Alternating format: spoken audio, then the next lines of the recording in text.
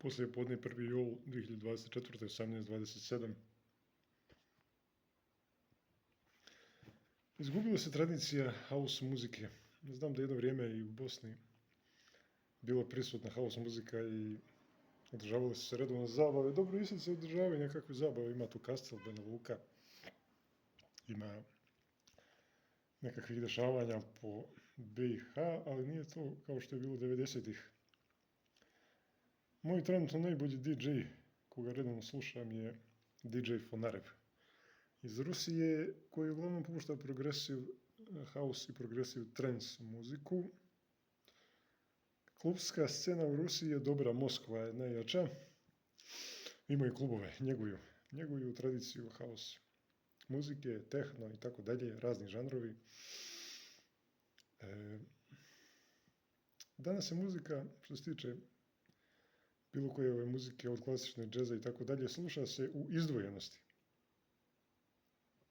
Po manjim mjestima, opštinama i tako dalje, dominira turbo folk. Po jednom od nekada najboljih DJ-eva u Bosni i Hercegovini, najgora vrsta muzike je turbo folk. Turbo folk dominira, što se tiče muzičke scene, preko vikenda. Ponekad tu i tamo su neki festivali ili neka proslava posvećena, što znamo, elektronskoj muzici. A inače, subota večer, generalno kod adolescenasta se provode, što je naučno dokazano, statistički, se većinom danas provode u samoći, na Instagramu, TikToku. Plesa je sve manje. Ne postoji ples tokom izlaska, sve manje je on prisutan. Ples popularan je bio u različitim mjestima 90-ih. Sjetimo se samo house plesovi, takmičenja uz elektronsku muziku, znači formirali su se nekakvi plesovi, hip-hop i tako dalje, ali to mi sad nije interesantno, hip-hop, rap, ne bih o tome. Uglavnom, ples se malo izgubio. Pjevanje dominira. Dakle, kada se izađe, pjevanje je to koje dominira, ili blejanje, ali uglavnom više se pjeva nego što se pleše. Ples se izgubio na značaju. Ples je postao dosadan i nezanimljiv modernim generacijama. Provod bez alkohola je normalno bez veze, tako da konzumacija alkohola dominira. Tref 8 klub u Moskvi je primjer da se može redovno održavati elektronska scena.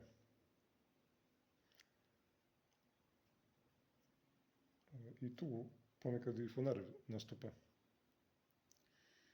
koliko znam.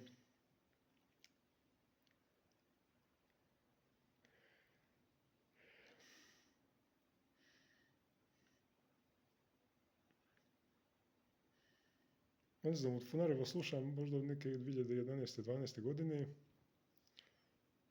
kad mi je brat pokazao taj sajt promodj.com. I onda tu postoji spisak različitih ovih ruskih DJ-eva. I onda sam tu slušao Fonareva,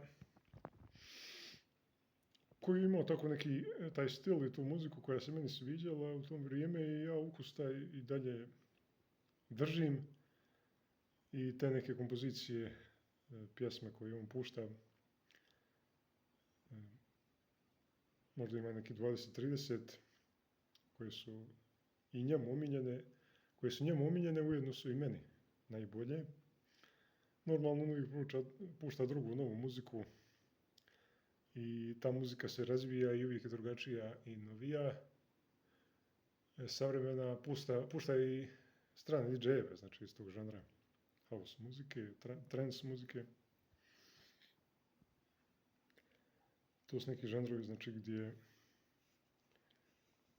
koje Fonarev voli, a ujedno i ja, tako da, što se tiče slušanja muzike u izdvojenosti, Fonarev mi je najdraži. Također ponekad poslušam i klasične mikseve, kako se zove,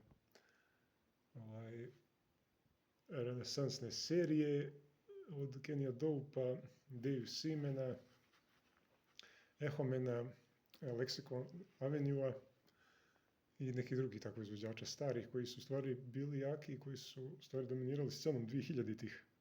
Tako da ta muzika, znači od 2000-ih do danas, što se tiče progressive house, progressive transa, mi je ono najomiljenija i klasična muzika koju mogu uvijek slušati i koju se uvijek mogu vratiti, koja me nikad neće iznevjeriti, kao što se kaže. Ali kažem, ta muzika je rijetkost da se uopšte pušta negdje u današnjoj, znači, vikend sceni kada pogledamo čitav Zapadni Balkan, ali je prisutno tu i tamo. Nisu izlasci ko nekada da se vodilo računa i o oblačenju, i o plesu, i o izgledu, i o svemu.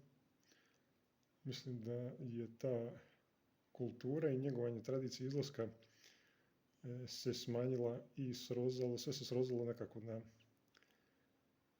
na turbo folk, a oni probudi koji su glavni jesu kod nas i na Zapadnom Balkanu, probudi koji su najjači i najbolji su stvari vezani za neke događaje tipa vjenčanje, rođendane, krštenje, sklapanje braka, rođenje, tako neke proslave, znači koji imaju nekakvu simboliku ili imaju, znači, ili su vezani, znači, ili predstavljaju vezu sa nekim vjerskim praznicima.